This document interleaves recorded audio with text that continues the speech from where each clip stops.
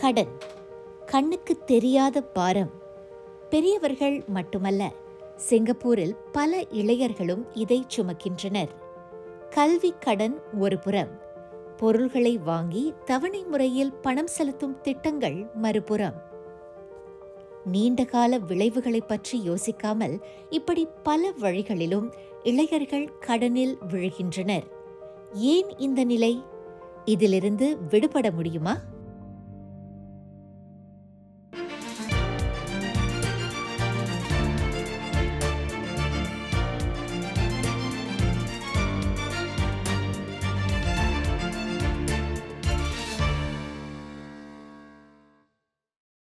நினைத்ததை உடனடியாக வாங்கும்போது கிடைக்கும் அலாத இன்பம் கடன் பற்று அட்டை இருக்கவே இருக்கிறதே.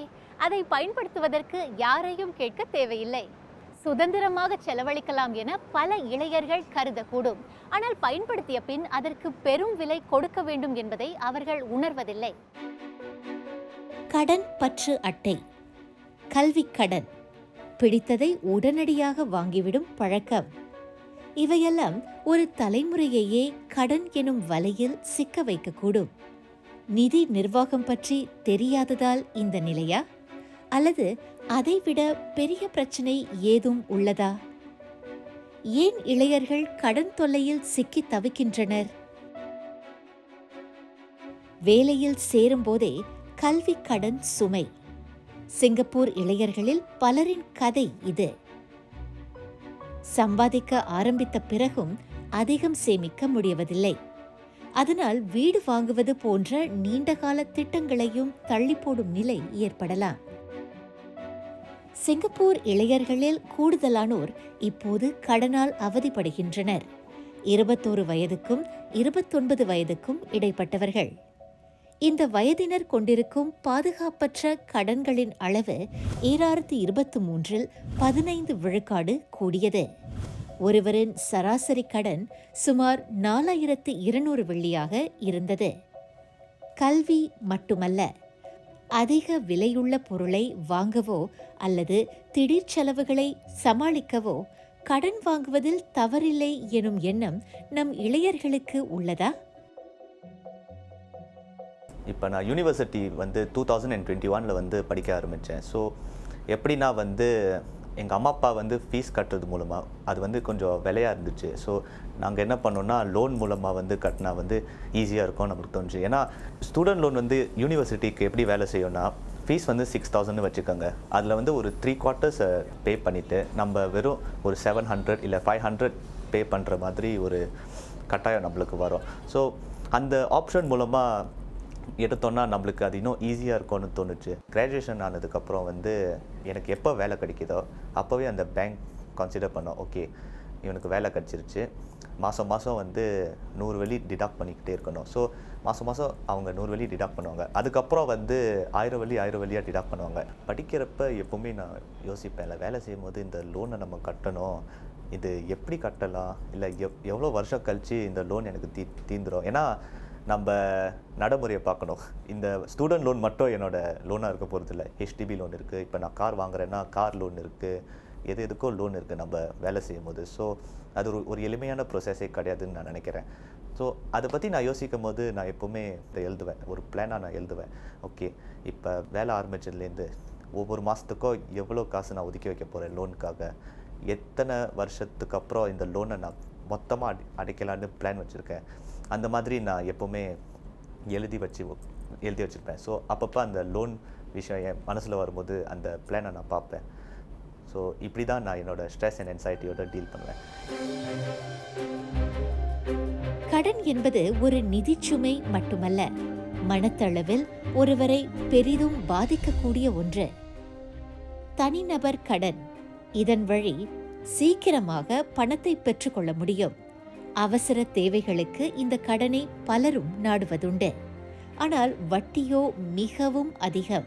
அதனால் அசலை செலுத்த முடியாத நிலை கூட ஏற்படலாம். அடுத்தபடியாக கடன் பற்று அட்டையால் குவியும் கடன். பயன்படுத்தும் போது வசதியாக இருக்கலாம். ஆனால் அதிக வட்டி கட்ட வேண்டியிருப்பதால் மாதா மாதம் கடனை செலுத்த இயலாமல் போகலாம். கடைசியாக பேடே லோன் அதாவது சம்பள நாள் கடன். இந்த குறுகிய கால கடன் ஒருவர் பெறவிருக்கும் அடுத்த மாத சம்பள தொகையின் அடிப்படையில் வழங்கப்படுகிறது. இதற்கும் வட்டி அதிகம். நிதி நிர்வாகத்திற்கு கடன் பயனுள்ளதாக இருக்கலாம். ஆனால் அதனை பெறுவதற்கு முன் திட்டமிடல் மிகவும் முக்கியம். தீர ஆராய்ந்த பின்னரே கடன் எடுக்கலாமா கூடாதா என முடிவெடுப்பது சிறந்தது. ஆனால் சிங்கப்பூர் இளைஞர்களில் பலர் இதை செய்வதில்லை. செலவு செய்யும் பழக்கம், சுற்றியுள்ளவர்களின் எதிர்பார்ப்பு, வங்கிகள் வழங்கும் பல வகையான கடன், கடனை வாங்கிய பின் பார்த்து கொள்ளலாம் என இளைஞர்களை நினைக்க வைக்கின்றனவா? உயர்ந்து கொண்டே போகும் விலைவாசி, அதை சமாளிக்க சிலர் கடன் வாங்க நினைக்கலாம். சமூக ஊடகம், பயணம், உணவு, சொகுசு பொருள்கள் என ஆடம்பரமாக வாழ்வோரை அதில் பார்க்கும்போது நாமும் அப்படி வாழ வேண்டும் என தோன்றலாம். சக்திக்கு மீறிய செலவுகள் செய்ய நேரிடலாம். கிரெடிட் கார்ட்ஸ்லாம் ரொம்ப யூஸ்ஃபுல்லாக இருக்கும். லைக் எப்போ வேணுமோ நீங்கள் வந்து காசு இல்லைனா கூட டக்குன்னு யூஸ் பண்ணிக்கலாம். லைக் எங்கே வேணால் ஆக்சசபிளாக இருக்கும். எந்த விதத்தில் பயன்படுத்துகிறாங்களோ அதை பொறுத்து தான் எல்லாம் பார்த்து செய்யணும். இஷ்டம் போல் செஞ்சால் அதில் தப்பாக முடியும். கிரெடிட் கார்டு இருக்கும்போது ராஜா மாதிரி ஃபீல் ஆகுது. எதுவாக இருந்தாலும் பார்த்துக்கலான்னு தோணுது. இந்த காலத்து இளைஞர்கள் பொதுவாகவே எல்லாம் நல்லபடி தான் பயன்படுத்துகிறாங்க. எல்லாம் புத்திசாலித்தனமாக நடந்துக்கிறாங்க. அந்த காலம் மாதிரி இல்லை. கிரெடிட் கார்டை வச்சு ஒரு 50 வெள்ளிக்கு ஒரு ஜாமான் வாங்கியிருப்போம். அந்த பொருள் வந்து 50 வெள்ளி தான். ஆனால் அந்த கடன் அட்டையை வந்து நம்ம அந்த காசுக்குரிய நேரத்தில் நம்ம கட்டலைன்னா அதுக்குன்னு தனியாக ரிமைண்டர் அனுப்பி லாயர் நோட்டீஸ் கூட அனுப்புறது வந்து நான் பார்த்துருக்கேன். கடன் சுமை, இதை சமாளிப்பது எப்படி? கடனிலிருந்து மீண்டு வர என்னென்ன உத்திகளை கையாளலாம்? தெரிந்து கொள்ளலாம். தொடர்ந்து இணைந்திருங்கள்.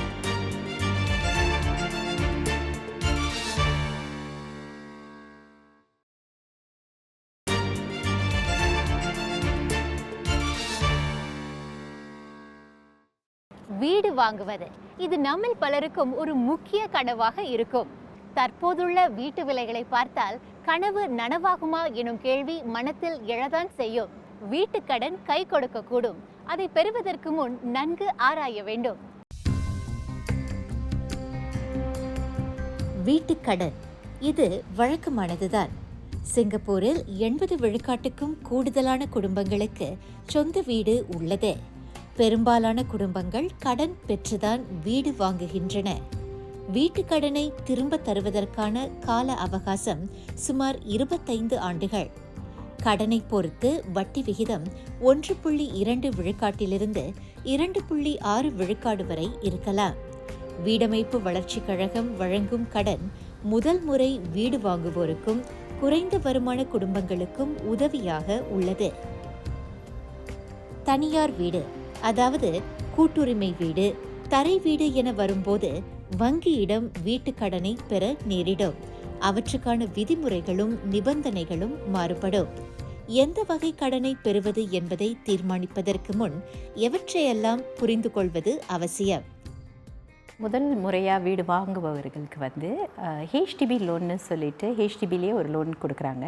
அது மட்டும் இல்லாமல் நீங்கள் பேங்க்லேயும் லோன் எடுக்கலாம். இப்போ முதல் முறையாக வீடு வாங்குபவர்களோ இல்லை மறுதடவை வீடு வாங்குபவர்களுக்கோ ஹெச்டிபி வந்து வெப்சைட் ஒன்று கொடுத்துருக்காங்க. ஸோ அந்த வெப்சைட்டில் போய் ஹெச்டிபி லோன் எலிஜிபிலிட்டின்னு சொல்லிட்டு அப்ளிகேஷனை வந்து வாங்க விண்ணப்பவர்கள் வந்து அப்ளை பண்ணணும். அதில் வந்து அவங்களோட 12 மாத இன்கம் டீட்டெயில்ஸ் கொடுக்கணும். அதோட அவங்க எத்தனை காலமாக வேலை பண்ணிகிட்டு இருக்காங்க அவங்கள பற்றி இந்த மாதிரி டீட்டெயில்ஸ்லாம் கொடுக்கும்போது ஒரு குறிப்பிட்ட அளவுக்கு அவங்களுக்கு எவ்வளோ லோன் கிடைக்கும், ரீபேமெண்ட் எவ்வளோ கிடைக்கும்னு சொல்லிட்டு ஒரு estimated amount of loan amount வந்து கொடுப்பாங்க. அதாவது மினிமம் லோன் அமௌண்ட், மாட்ரேட், அதுக்கப்புறம் மேக்ஸிமம்னு சொல்லுவாங்க. ஸோ அது வந்து இட்ஸ் ஜஸ்ட் ஒரு எலிஜிபிலிட்டி செக்னு சொல்லுவாங்க. அதை பார்த்துட்டு அது பண்ணும்போது அவங்க வீடு வாங்கலாமா வாங்க முடியாதாங்கிறதே அந்த முதல் கட்டத்தில் தெரிஞ்சிடும். பொதுவாகவே இந்த லோன் அப்ரூவலுக்கு வந்து கிரெடிட் ஸ்கோர்னு சொல்லுவாங்க. அதில் வந்து நமக்கு 700க்கு மேலே இருக்கணும். இப்போ 700 ஸ்கோரில் இருந்தாக்கா இட்ஸ் கான்சிடர்ட் குட். 750க்கு மேலே இருந்தால் இட்ஸ் கான்சிடர்ட் எக்ஸலண்ட். ஸோ இந்த மாதிரி எக்ஸலண்ட், குட் அண்ட் எக்ஸலண்ட் இருக்கும்போது வங்கிகள் கடன் கொடுக்கும்போது அவங்க தயங்காமல் கூட கொடுக்கறதுக்கு வாய்ப்புகள் அதிகமாக இருக்குது. அந்த லோன் டெனியன்னு சொல்லுவாங்களே அது கொடுக்கறதுக்கு வாய்ப்புகள் அதிகமாக இருக்குது. ரெண்டாவது இன்ட்ரெஸ்ட், வட்டியும் கொஞ்சம் குறைச்சி கொடுக்கறதுக்கு வாய்ப்புகள் அதிகமாகவே இருக்குது. எந்தவிதமான கடனாக இருந்தாலும் அதை சமாளிக்க முடியுமா எனும் கேள்வி மனத்தில் எழலாம். ஓய்வு காலத்திற்கு போதுமான பணத்தை சேமிக்க முடியுமா எனும் அச்சத்தை ஏற்படுத்தலாம். இந்நிலையில் நிதி நிர்வாகம் பற்றிய ஆலோசனையை நாடுவது சிறந்தது. உயர்ந்து வரும் வட்டி விகிதம் கடனை திரும்பச் செலுத்துவதை கடினமாக்குகிறது. பொருளாதார வளர்ச்சியும் நிச்சயமற்றதாகவே உள்ளது. அதனால் வாங்கிய கடனை செலுத்த முடியாமல் நொடித்து போகும் இளைஞர்களின் எண்ணிக்கையும் அதிகரிக்க வாய்ப்புள்ளது. இதை தவிர்க்க என்ன வழி? கடனை வந்து மேனேஜ் பண்ணுறதுக்கு ஒரு முக்கியமான ஒரு விஷயம் வந்து அடிப்படை விஷயம் வந்து அவர் வந்து பிளானிங், அதாவது பட்ஜெட்டிங். அவங்க ஃபைனான்ஷியலில் வந்து பட்ஜெட்டிங் பண்ணணும். கடன் வாங்குறதுக்கு முன்னாடியே இந்த பட்ஜெட்டிங் இருக்கணும். கடன் எடுத்ததுக்கப்புறம் இந்த மாத தவணையை கண்டிப்பாக சரியான முறையில் அந்த தேதி வாரியாக கட்டிட்டு வரணும். அப்படி அவங்க தவறிட்டாங்கன்னா அந்த லேட் சார்ஜஸ், அட்மின் ஃபீஸ் இதெல்லாம் வந்து சேர்ந்து இன்னும் அதிகமாக கட்டுற மாதிரி வந்துடும். இன்னொரு முக்கியமான விஷயம் இன்ஃப்ளேஷன் ரேட்னு சொல்லுவாங்க. நம்மளோட பணத்தை எடுத்து ஒரு கடனுக்கு கட்டும் போது நம்ம வந்து இன்ஃப்ளேஷன் ரேட்டுக்கு லூஸ் பண்ணுறோம். இப்போ இன்ஃப்ளேஷன் ஒரு 3 to 4% வச்சுக்கோங்க. நம்ம கடன் கட்டுறது வந்து ஒரு 4% இருக்கலாம். அப்போ நம்ம பணத்தை வந்து அதிலே லூஸ் பண்ணிடுறோம். அப்போ நம்மளுக்கு சேமிப்பு கிடையாது, வெல்த் அக்யூமுலேஷன் கிடையாது, ரிட்டையர்மெண்ட்டுக்கு பணம் இருக்குமா இல்லையான்னு தெரியாது. நம்ம வந்து கடன் கட்டும் பொழுதே ஒரு குறிப்பிட்ட அளவு பணத்தை எடுத்து இன்வெஸ்ட் பண்ணவும் செய்யணும். ஸோ உதாரணத்திற்கு ஒரு பேசிக் இன்வெஸ்ட்மெண்ட் 6 விழுக்காடு இருந்தாலும் நீங்கள் கடன் கட்டுறது 4 விழுக்காடாக இருந்தாலும் நீங்கள் ப்ளஸ் மைனஸ் பண்ணும்போது நீங்கள் 2 விழுக்காடு நீங்கள் வந்து பாசிட்டிவில் இருப்பீங்க. ஸோ அந்த மாதிரி இருக்கும்போது இன்ஃப்ளேஷன், அதாவது பணவீக்கத்தை வந்து உங்களால் மேனேஜ் பண்ண முடியும். லோன்றது வந்து சில நேரத்தில் ரொம்ப முக்கியமானது, இல்லை வந்து சில நேரத்தில் வந்து சோஷியல் பர்பஸ்க்கு இருக்கலாம். முக்கியமான ஒரு ரீசன், அதாவது குட் டெப் பேட் டெப்னு சொல்லுவாங்க. குட் டெப் என்பது ஒரு அசெட் வாங்கும் போது கடன் வாங்கலாம். அதாவது வீடு வாங்குகிறோம், ஒரு எஜுகேஷன் லோன், ஏன்னா அது படித்ததுக்கப்புறம் நம்ம வந்து ஒர்க்கிங் இண்டஸ்ட்ரிக்கு போயிடும், வேலைக்கு போயிடும், சம்பளம் வரும், அதிகரிக்கும் இல்லையா. ஸோ ஒரு பயன், அந்த கடன் எடுக்கிறதுனால ஒரு பயன் இருந்தால் அந்த கடனை வாங்கலாம். எதுக்கெல்லாம் கடன் வாங்கக்கூடாது, அதாவது நீட்ஸ் வெர்சஸ் வான்ட்ஸ்ன்னு இருக்குது. அதாவது தேவைகள், அனாவசிய தேவைகள்னு இருக்குது. தேவைக்கு எடுக்கிறது சரி, அனாவசிய தேவைக்கு எடுக்கும்போது personal loan, credit card loans இப்படி தான் வரும். அப்படி இருக்கும்போது அதோட வட்டி விகிதமும் அதிகமாக இருக்கும். அப்படி இருக்கும்போது நம்ம சரியாக மாதம் தவணை முறையில் கட்டும் போது வட்டியும் அதிகமாக ஆயிரும். அது தேவையா நமக்கு அப்படிங்கிறத வந்து எல்லாரும் பரிசீலனை செய்யணும். இன்னொரு விஷயம் வந்து எல்லாரும் வந்து பட்ஜெட்டிங் வந்து ரொம்ப முக்கியம். அதாவது பேக் டு பேசிக் பட்ஜெட்டிங், அவங்க வாங்குகிற சம்பளத்துக்கும் செலவு பண்ணுறதுக்கும் சரியாக வருதா, ஈடு கொடுக்குதா அப்படிங்கிறது பார்க்குறது ரொம்ப முக்கியம். அவங்களால பண்ண முடியலன்னா நிறைய ஆப்ஸ் வந்திருக்கு, அதை பயன்படுத்தலாம். இல்லை ஒரு ஆலோசகரை நாடி அவங்க வந்து அவங்களோட கடன், அவங்களோட எமர்ஜென்சி ஃபண்ட்ஸ், அவங்களுக்கு இன்வெஸ்ட்மெண்ட் பண்ணுறதை வந்து அவங்க டிஸ்கஸ் பண்ணலாம். சமூக நல அமைப்புகள் கடனையோ சூதாட்ட பழக்கத்தையோ சமாளிக்க திண்டாடுவோர் பலர் இவற்றை நாடுகின்றனர். அவ்வாறு உதவி கேட்டு வருவோரின் எண்ணிக்கை கடந்த 2 ஆண்டுகளில் 50 விழுக்காடு உயர்ந்துள்ளது. அந்த விவரத்தை வெளியிட்டுள்ளது rice to care community service எனும் அமைப்பு. சேமிப்பு, காப்புறுதி, முதலீடு இவற்றின் முக்கியத்துவத்தை மக்களுக்கு உணர்த்தும் முயற்சிகளும் தொடர்கின்றன. அடிப்படை நிதி திட்டமிடல் வழிகாட்டியை சென்ற ஆண்டில் வெளியிட்டது சிங்கப்பூர் நாணய வாரியம். அது மட்டுமா, பல சமூக நல அமைப்புகளும் தங்கள் பங்கை செய்கின்றன. கடனில் விழுந்தவர்களை தங்கள் பிரச்சனைகள் பற்றி பேசவும் முன்வந்து உதவி பெறவும் ஊக்கமளிக்கின்றன. கடன் தொல்லையால் தனிமையில் அவதிப்பட தேவையில்லை. உதவி வழங்க, குறிப்பாக இளைஞர்களுக்கு கை கொடுக்க பல அமைப்புகள் உள்ளன. காலம் கடத்தாமல் உடனடியாக அவற்றை நாடலாம்.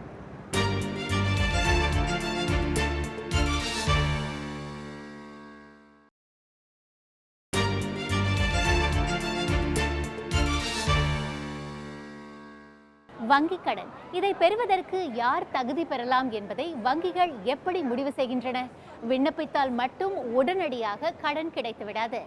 விண்ணப்பம் செய்தவரின் நிதி நிலைமை பற்றிய பல விவரங்களை வங்கிகள் சரிபார்க்க வேண்டும். குறிப்பாக இளைஞர்கள் மீதே அதிக கவனம். கிரெடிட் ஹிஸ்டரி, அதாவது ஒருவரின் கடன் வரலாறு. மாதா மாதம் தவறாமல் கடனை செலுத்துகிறாரா? இதை பொறுத்தே கிரெடிட் ஸ்கோர், அதாவது அவரது நம்பகத்தன்மை மதிப்பிடப்படும். கடனுக்கு விண்ணப்பிக்கும் இளைஞர்களுக்கு கடன் வரலாறு இல்லாமல் இருக்கலாம் அல்லது குறைவாக இருக்கலாம். அதனால் அவர்களுக்கு கடன் அவ்வளவு எளிதில் கிடைத்துவிடாது. நிலையான வருமானம், கடனை திரும்பச் செலுத்த போதுமான வருமானம் உள்ளதா என்பதையும் வங்கி ஆராயும். டெட் டு இன்கம் ரேஷியோ எனும் மாதாந்திர கடன் செலவுகளையும் மாதாந்திர வருவாயையும் வங்கி ஒப்பிட்டு கணக்கிடும். வருமானத்தில் குறிப்பிடத்தகுந்த அளவை கடன் செலுத்துவதற்காக செலவிடுகிறார்களா என்பதையும் அது கவனிக்கும். அப்படி இருந்தால் அவர்கள் கடன் செலுத்தாமல் போகக்கூடிய வாய்ப்பு அதிகம் என கருதப்படுகிறது. இதை தவிர நிதி நிர்வாகம் பற்றிய விழிப்புணர்வு திட்டங்களையும் வங்கிகள் நடத்துகின்றன. 3 இதை வச்சு அசஸ் பண்ணுவாங்க. வந்து அவங்க வயது 21 வயசுக்கு மேலே இருக்கணும். ரெண்டாவதுன்னு பார்த்தீங்கன்னா அவங்களோட கிரெடிட் பியூரோ ரிப்போர்ட். அப்படின்னா அந்த கிரெடிட் பியூரோ ரிப்போர்ட் கடன்கள் வாங்குறதுக்கான ஒரு ஸ்கோரிங் சிஸ்டம். ஸோ பொதுவாக ஒரு லோ ஸ்கோரிங் சிஸ்டம் இருந்துச்சுன்னா அவங்களுக்கு கடன்கள் கொடுக்க மாட்டாங்க. ஆனால் அதுவே அவங்களுக்கு ஒரு நல்ல குட் ரேட்டிங் ஸ்கோர் இருந்துச்சுன்னா கடன்கள் கொடுக்க நிறைய வாய்ப்பு இருக்குது. மூணாவது பார்த்திங்கன்னா அவங்களுடைய வருமானத்தை வச்சு தான் அவங்க அவங்களுக்கு லோன் கொடுப்பாங்க. சில பேருக்கு வருமானம் இருக்காது. வருமானம் இல்லாத போது அவங்களுக்கு அவங்களோட பேங்கில் அவங்களுக்கு ஏதாவது ஒரு கொலெக்ட்ரோல், அதாவது ஒரு ஃபிக்ஸ்ட் டிபாசிட் இந்த மாதிரி வச்சு அவங்களுக்கு அந்த கடன்கள் கொடுப்பாங்க. ஆனால் அதே சமயம் நீங்கள் பார்த்தீங்கன்னா ரெடி கிரெடிட்னு வேறு அவைலபிலிட்டி இருக்கும் சில இடத்துல. வங்கிகள் கொடுக்காட்டியும் நிறையா ப்ரைவேட் மணி லைண்டர்ஸ் லைசன்சிங் ஏஜென்சி அவங்களுக்கு கொடுப்பாங்க. ஸோ சில பேருக்கு ஓகே வங்கி எனக்கு கொடுக்க மாட்டேது, நான் வேறு ஒரு முறையில் போய் கடனை வாங்கிக்கிறேன் அப்படின்னு நினைப்பாங்க. ஆனால் அதில் வட்டி பார்த்திங்கன்னா 24% per annum அந்த மாதிரி இருக்கும். ஸோ அவங்களால கட்ட இயலாத பட்சத்தில் அவங்க மாட்டிக்குவாங்க. டெப்ட் அசெட் ரேஷியோன்னு ஒன்று இருக்குது. அது எப்படி கல்குலேட் பண்ணுறதுன்னு நான் சொல்கிறேன். இப்போ ஒரு இளையர் இப்போ தான் படித்து முடிச்சுட்டு வேலைக்கு போயிருக்காரு. சராசரி ஒரு 4000 வழி சம்பளம் வாங்குறாருன்னு வச்சுக்கோங்க. அவருக்கு செலவுகள் மேபி அவர் காடிக்கு ரீபேமெண்ட் பண்ணணும், இல்லை ஒரு ரெண்டல் இன்கம் கட்டணும், இல்லை ஸ்டடி லோன் கட்டணும். இதெல்லாம் ஒரு 1200 வழி அவர் செலவு அளிக்கிறாரு. ஸோ அந்த டெப்ட் அசெட் ரேஷியோ பார்த்திங்கன்னா அவரோட செலவு பேமெண்ட் ரீபேமெண்ட் 1200, அதை நீங்கள் டிவைட் பை ஹிஸ் மந்த்லி இன்கம்னு சொல்லும்போது நெட் இன்கம், உங்கள் சிபிஎஃப் மற்ற இதெல்லாம் கழிச்சிட்டு நெட் இன்கம் 4000 நீங்கள் டிவைட் பண்ணிங்கன்னா அதில் உங்களுக்கு ஒரு 30% அப்படி கிடைக்கும். 30 விழுக்காடுங்கிறது டெப்ட் அசெட் ரேஷியோக்கு ஒரு நல்ல குட் ஸ்கோரிங். ஸோ எனிதிங் நீங்கள் இப்படி டிவைட் பண்ணி உங்களுக்கு அந்த பெர்சன்டேஜ் கிடைக்கும் போது அது 35%க்கும் குறைவாக இருந்துச்சுன்னா உங்களுக்கு கடன் இன்னும் நிறையா கொடுப்பாங்க. ஏன்னா உங்களுக்கு அந்த கட்ட முடிய தன்மை இருக்குது.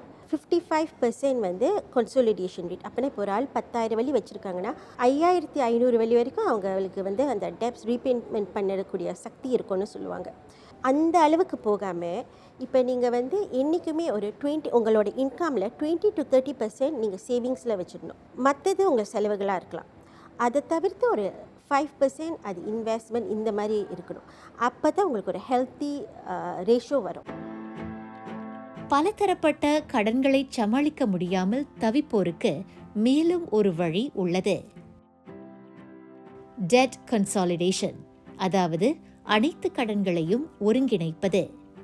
வெவ்வேறு கடன்களுக்கு மாறுபட்ட வட்டியை செலுத்தாமல் குறைவான வட்டியுள்ள ஒரே கடனாக மாற்றுவது. கடனை திரும்ப கொடுப்பதை எளிமையாக்குவதுடன் செலுத்தக்கூடிய மொத்த வட்டி தொகையையும் இது குறைக்க உதவும். செலவுகளை திட்டமிட்டு அதற்கு உட்பட்டு நடந்து கொள்வது முக்கியம். இப்படி செய்தால் மட்டுமே மேலும் கடன் வாங்கி பிரச்சனைக்குள்ளாகாமல் பார்த்து கொள்ள முடியும். பொதுவாக சைக்காலஜிக்கலி படி பார்த்தீங்கன்னா உங்கள் யூத்தாக இருக்கிற நேரத்தில் அந்த இமேஜ் ரொம்ப இம்பார்ட்டன்ட். இன்னொரு காரணம் த சென்ஸ் ஆஃப் பிலாங்கிங். அது எல்லாருக்கும் உள்ளது தான். அதை நம்ம கிராவிடேட் பண்ணுறோம். இப்போ எனக்கு இது இல்லை, அதனால் நான் கடன் வாங்கியாவது நான் இதை செய்யணும். அப்போ தான் நான் என்னோடய ட்ரைப்பில் ஐம் இன்க்ளூடட். இன்னொரு விஷயம் இம்பல்சிவ் பிஹேவியர் நம்ம பொதுவாக எல்லாருக்குமே இருக்கிறது தான். ஆனால் இது எப்படி கடனுக்கு லீட் பண்ணுதுன்னா, என்னால் வாங்க முடியாட்டியும் எனக்கு அந்த பொருள் வேணும். அதாவது நீட் வர்சஸ் வாண்ட். நீட்டுங்கிறது இப்போ எனக்கு இந்த பொருள் தேவை, கண்டிப்பாக எனக்கு தேவை. இப்போ இந்த சட்டையை நான் வாங்கணுன்னா சட்டையை நான் வாங்கி தான் ஆகணும். It's a need. ஆனால் நான் இதே சட்டையை வந்து நான் 7 வெள்ளிக்கு வாங்கலாமா இல்லை 70 வெள்ளிக்கு வாங்கலாமா? ஸோ அந்த டிஃப்ரென்ஸ் இருக்குது. தேவைப்படாது, but it feeds my emotional need. அந்த ஒரு காரணத்தினால பலர் வந்து சரி பரவாயில்ல கடன் வாங்கியாவது இதை வாங்கிடுறேன். யங் பீப்புள் வந்து பார்த்திங்கன்னா I am earning now, but I am confident that I will earn more then what I am earning right now. So அதனால் நான் இப்போ வாங்குறது வந்து நான் இப்போ வாங்கிடுறேன். நான் அடுத்த மாதம் தானே நான் கட்டணும். So I know I can earn it back. I can earn that money. So அதனால் வந்து it's becomes a chasing mindset. இப்போ அந்த டார்கெட் அவங்க ஹிட் பண்ணாத காலகட்டத்தில் வந்து the pressure naturally builds up. My initial loan is about only $300, and if my interest level is high, அந்த 300 வந்து 600 ஆகிறதுக்கு வந்து வாய்ப்பு இருக்குது. அந்த 600 1002 ஆகிறதுக்கு வந்து வாய்ப்பு இருக்குது. ஸோ அது அந்த அமௌண்ட் ஏற ஏற நம்மளோட என்சைட்டி, நம்ம ஸ்ட்ரெஸ், தூக்கம் இல்லாமல் இருக்கிறது, அந்த தூக்கம் இல்லாத காலகட்டத்தில் வந்து இரிட்டபிலிட்டி, குடும்பத்து கூட ஒரு வேளை பேச முடியாமல் இருக்கலாம். So it affects not only as but நம்மளை சுற்றி இருக்கிறவங்களையும். கடன்பட்ட நெஞ்சத்தில் கலக்கம் ஏற்படுவது இயல்புதான். ஆனால் அந்த பயம் எதிர்காலத்தை பாதிக்காமல் பார்த்து கொள்வது அவசியம். அதற்கு முதல் படியாக பணத்தை திட்டமிட்டு செலவிடுவதில் கவனம் தேவை. புத்திசாலித்தனமாக முடிவுகளை எடுத்து இளைஞர்கள் நிதி நிலவரத்தை கட்டுக்குள் வைத்துக் கொள்ள வேண்டும். இதுவே நாங்கள் சந்தித்த நிதித்துறை நிபுணர்களின் ஆலோசனை. மீண்டும் சந்திப்போம். நான் ஹர்னிதா. நன்றி, வணக்கம்.